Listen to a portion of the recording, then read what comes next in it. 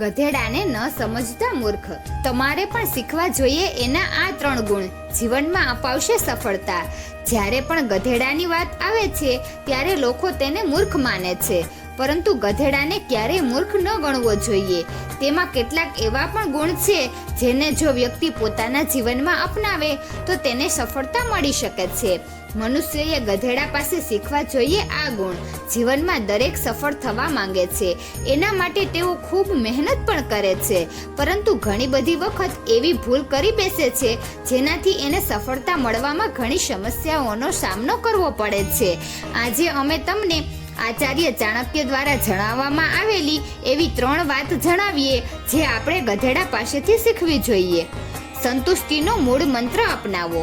આચાર્ય ચાણક્યએ નીતિશાસ્ત્રમાં જણાવ્યું છે કે વ્યક્તિએ ગધેડાથી સંતુષ્ટિનો ગુણ શીખવો જોઈએ. ગધેડાને જે મળે છે તેમાં એ ખુશ રહે છે.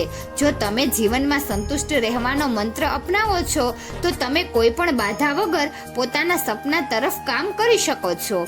આળસ છોડી દો. આચાર્ય ચાણક્ય અનુસાર જે લોકો દરેક કામમાં આળસ બતાવે છે, સામાન્ય રીતે તેઓ અન્ય લોકોથી પાછળ રહે છે.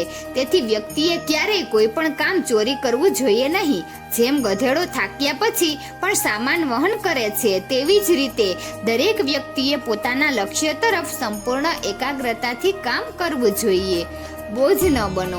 ચાણક્યએ પોતાની નીતિશાસ્ત્રમાં જણાવ્યું છે કે વ્યક્તિએ ક્યારેય કોઈના પર બોજ ન બનવું જોઈએ. ગધેડો ક્યારેય કોઈ કામ માટે કોઈના પર બોજ બનતો નથી. તે દરેક પરિસ્થિતિનો સામનો કરે છે, પછી ભલે તે ગમે તેટલો થાકી ગયો હોય. તો મિત્રો, તમને આ વિડીયો કેવો લાગ્યો જરૂરથી કમેન્ટ કરજો. જો સારો લાગ્યો હોય તો વિડીયોને લાઈક અને શેર કરજો અને અમારી ચેનલને જરૂરથી સબસ્ક્રાઈબ કરજો.